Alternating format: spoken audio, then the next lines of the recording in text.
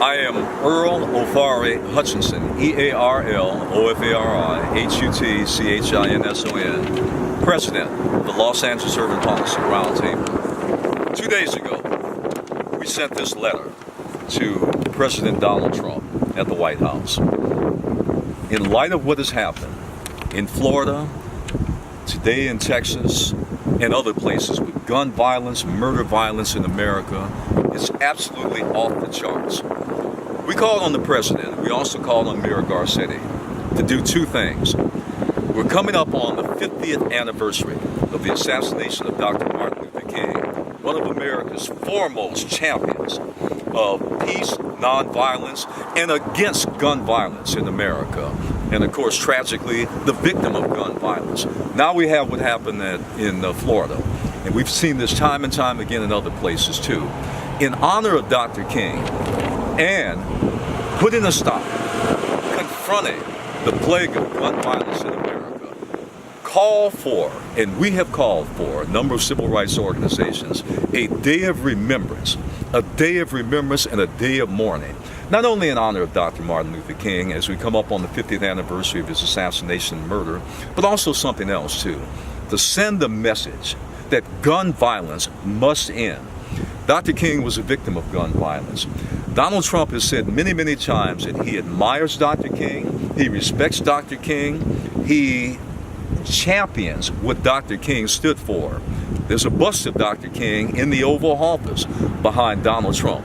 Here's a chance to show exactly when you say you admire Dr. King and what he stood for in the fight against violence, always violence for peace and nonviolence, show it by a day of remembrance, a day of mourning, and dedicate that not only to the memory of Dr. King and the fight against violence in America, but also in memory of so many lives that have been lost. The gun violence, Florida, Texas, Connecticut, Colorado, the list goes on and on and on. So in this letter, we had several civil rights organizations, the National Action Network, the Reverend Al Sharpton endorsed it, the Southern Christian Leadership Conference, which is Dr. King's organization, they endorsed it. The Los Angeles Urban Policy Roundtable, they endorsed it. So we want to make sure that the president understands this is a golden opportunity now in the name of peace, nonviolence, against gun violence, and supporting what Dr. King stood for. A day of remembrance and a day of mourning and a day of reflection, not only in tribute and honor to those that have lost their lives, but also going forward. It's time now to end violence in America. Oh, I'm from the Women's Leadership Project, and it's a South LA Feminists of Color civic engagement organization. So we deal with young women of color, African American, Latina, and South LA high schools, and clearly this is a paramount issue with regard to not just violence in terms of guns, but the profusion of police, surveillance, paramilitary equipment on campuses. A lot of young people obviously are mobilizing today, to try and ensure that there are mental health and wellness resources for young people, not just more criminalization and more demonization of young people of color. So this is a really critical issue in terms of improving the quality of the lives of young people of color in South LA and other communities nationwide. So you have copies of the letter, and we're expecting and we're hopeful that we'll get a very positive response from the president and also the mayor too. So over the next couple of days, we're going to continue to push it. We'll follow up and essentially talk with the representatives of certainly the administration here at City Hall and hopefully the White House. And we'll see exactly what happens. But we're still going to push. We're still going to push for this because we think it's the right thing to do. It's a timely thing to do, and it's much needed. We have been out on the front line. When I say we, my organization, the LA Urban Policy Roundtable, for many, many years against gun violence, whether we're talking about violence in the community, crime and gangs, or whether we're talking about gun violence when it's committed by police officers under the color of authority. We've challenged the Sheriff's Department many, many times, and we challenged them again. In this particular case, you had a young African American that was gunned down. The allegation was there was a gun. No gun was found. No gun was found. There was no evidence that a crime was being committed. Unfortunately, when we see situations like this, so many young black men and Hispanic men that have been gunned down, unarmed, the problem is not just the loss of life. The problem is, what are you going to do about it? We never hear what kind of discipline, if there's any, what kind of actions taken, if any, or if anything is done whatsoever. We've even challenged Jackie Lacey many, many times. You do nothing. There's no action when police officers have some of the most outrageous acts of violence. So it sends a message that you can act with impunity, you can kill with impunity, because there's not going to be any consequence. That's a dangerous message. So whether we're talking about, a kid that goes into a school down in Florida and then guns people away, Texas or Connecticut, or you have those that wear a badge and a gun in LA and other cities that kill and there's no consequence, sends a dangerous message that violence, no matter who it is, will not go unpunished. And I have to tell you, when that happens, that's a prescription for more violence. Well, there were a lot of guns around, but 30 or 40 years ago, you didn't have weapons of mass destruction now that anybody could walk into a gun shop and get AR-15s. Come on. So, you've got several things. One, anybody can go in almost anywhere now in many of these states and buy a gun. There are no checks, there's no controls, there's no anything. Obviously, that's got to end. The second thing is we keep hearing that it's a mental health issue. Well, the fact of the matter is, it might be. But at the same time, what are you doing about that? What's the treatment facilities? What are the fail-safe things? What are things done to get ahead of it when you see problems? You had a kid in Florida. The FBI had information that he might be a threat, and you didn't do anything. So what good is it to have things in place if you're not going to act on it? These shootings, many of them could have been prevented. But I think at the end of the day, you've got over 300 million guns in America.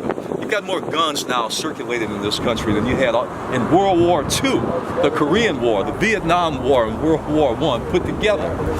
That doesn't make any sense. The challenge now is, when will Congress enact what has been said all over and over, comprehensive gun control legislation to get a handle on that? If that isn't done, you're going to have more of these. It's not going to stop. I think the importance, remember, this is the 50th anniversary. We like symbolism. The 20th, the 10th, the 20th, the 25th, and now the 50th. So I thought, given the fact that the backdrop of so much violence in America now, mass murder and mass killings, Dr. King was a victim of violence, gun violence. It's all coming together in his memory, in his honor, but not just him. What he represented, how he died. He was really a martyr on the throne against violence. So it's just so important now that we have this opportunity on the 50th anniversary coming up, and by the way, that's April 4th, coming up, to not just make it a symbolic day, but a real day where people say, okay, violence is endemic in this country. This kid is claiming so many lives. It claimed the foremost champion of peace and nonviolence. Isn't it time to do something about it? How about in his name? Wouldn't that be a great fitting tribute to him? The question was asked about comprehensive gun control legislation or something. Wouldn't that be a fitting tribute to Dr. King in April to once again introduce in Congress not only comprehensive gun control legislation, but also ramping up more facilities and treatment and funding for those that suffer mental challenges. We've had so many cutbacks. That area needs to be addressed too. How about doing that on the 50th anniversary in honor of Dr. King? That way it's just not symbolism. His name and his message actually means something 50 years later. It's not lost. So my name is Earl Hutchinson. I'm with the Women's Leadership Project, and I work with young women of color in South LA high schools. And obviously they're disproportionately impacted by gun violence and high rates of homicide among African American and Latinx young people. So in our minds, this is important because of the lack of social welfare and mental health and wellness resources on schools, the fact that we have so many police that are patrolling schools and criminalizing young people. young people who are subject to so-called random searches, which are actually not random. They disproportionately impact black and brown students, and they negatively affect the quality of their educations and their well-being in schools. So a lot of young people have been mobilizing around trying to reduce the number of police, reduce the amount of paramilitary hardware and equipment and surveillance mechanisms in schools, and trying to, again, increase the kind of prevention and intervention services, that actually improve academic outcomes for young people of color. So it's a critical issue when it comes to looking at this intersection of high rates of violence and the low rate of trying to really relate to the needs and the opportunities that young people have in South LA's urban schools in general. So we would like to see schools that are equipped with more counselors, that are equipped with more after-school programs, that have prevention and intervention resources that are accessible for students from a broad range of backgrounds: foster care, homeless, indigent young people, LGBTQ young people of color, who again are disproportionately impacted by what has been the school-to-prison pipeline, that are not going to college in equitable numbers, that are not going on to careers and professions in equitable numbers, while we're seeing an explosion of resources being allocated to, again, police and paramilitarization. Talking about gangs and all that. How come they didn't say nothing about the bomb threat they had over here at City Hall and the courthouse? Yes, I know, because I grew up in this neighborhood. A lot of stuff is going on in this place. Always. They're not. It's not coming out on the news. It's not. There was a bomb threat right there at the courthouse, right next to the courthouse. Never does. And they closed all the streets and stuff. I thought the news was going to be there, and they did. There was gang violence too, and it never comes out on the news. Never. They'll all be there. They try to cover all these things out because of the stadium. That's why they're covering everything out. They found another burned body in one of the alleys because of the gangs, all the gangs and the drugs that's going around the environment around here. Very bad out here. This in Inglewood, you're saying? Huh? In Inglewood? Yeah, everything in Inglewood. Not too long ago, they had a bomb thing with the school is there across the street from the courthouse. They had to close the whole thing. I figured When was that? This morning? No, that was a while back. I was back and forth and stuff. I was gonna call, Channel 5, but I figured probably you guys were gonna come out. But I was so busy taking care of my personal things, But and then I know this area so well, and I know there's a lot of homeless out here. There's a lot of violent. I got mugged 2 weeks ago.